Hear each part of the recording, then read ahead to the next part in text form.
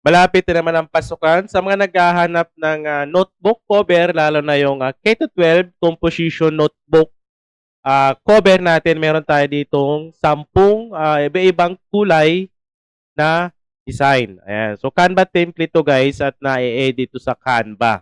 So, meron tayo papakitang dalawang klaseng notebook at isa na itong K-12 natin na composition notebook. Okay guys, so ito yung isa nating design para sa ating notebook na composition K-12. So, Canva template siya at may edit nyo siya. So, ipiprint nyo siya sa A4 size sa photo paper. So, depende na lang sa printer mo kung gaano kakapal yung pwede nilang mai-print doon. So, hanggat maaari, 300 GSM para mas makapal-kapal siya. Tapos, lagyan nyo na lang siya ng phototop. So, bago mo siya lagyan ng phototop, dapat na-edit mo na yung subject, name, section, teacher. Ayan, sa mga gusto mag-print ng DIY notebook para sa mga chikiting nila, ayan, sa mga gusto mag-order sa inyo ng notebook, pwede kayong gumawa ng sarili nyong notebook. Ayan. So, pwede nyo sa edit. Ayun, no? Pwede nyo palitan yan. Yung kulay, meron tayong 10 kulay. So, red, yellow, blue, green, pink, orange. Ayan. So, may doble ata yung blue. Ayan. So, medyo palitan nyo na lang yan, guys, kung ano yung kulay na gusto nyong ilagay. Okay. So, may black din tayo at white. Ayan. So, ito yung ating pinakaunang design na notebook natin para sa ating K-12 composition notebook cover. Yan. Canva template A4 size. So, tignan naman natin yung isa pang design natin sa ating Canva. Okay, so isabay ko na rin itong K-12 natin, pero writing notebook ito. Writing notebook cover. Yan. So, A4 size din siya. So, meron din tayong 10 kulay. So, ito yung mga design natin na pwede nyong palitan. Ayan. So, na-edit naman yan. Canva template naman yan. Sa mga gusto mag-purchase, so papakita natin mamaya kung saan at pwedeng i-purchase yung ating K-12 writing notebook natin na cover. Ayan. So, ito yung mga design natin na pwede nyong palitan yung kulay, yung details niya, syempre yung subject, name, section, teacher.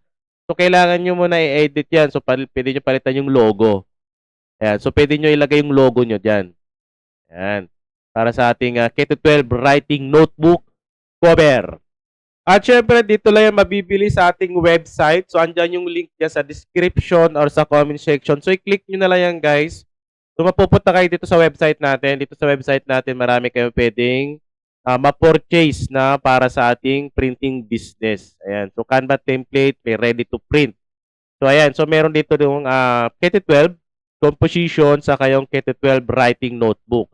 So, kung wala dyan, hindi lumabas dyan, ang gagawin nyo lang guys ay i-click mo lang tong template bolt, Canva creation, or kahit ano man dyan. So, dito na lang tayo sa search bar. So, click na lang, i-type nyo na lang notebook para lumabas lahat yung notebook cover natin. Ayan. So, meron din tayo iba-ibang notebook cover natin. So, meron tayong K-12 na pinakita natin kanina. So, kiklik nyo lang yan. Ayan. So, andito yung mga kulay niyan. Ayan, no? So, ito magiging itsura niyan, guys. Pwedeng stapler or pwedeng wire bind or ring bind. Ayan, no? Diba? Ayan. So, dito sa taas, marami tayong payment method na pwede magamit. GCash, Maya. So, dito sa website natin, i-add to cart nyo lang ito.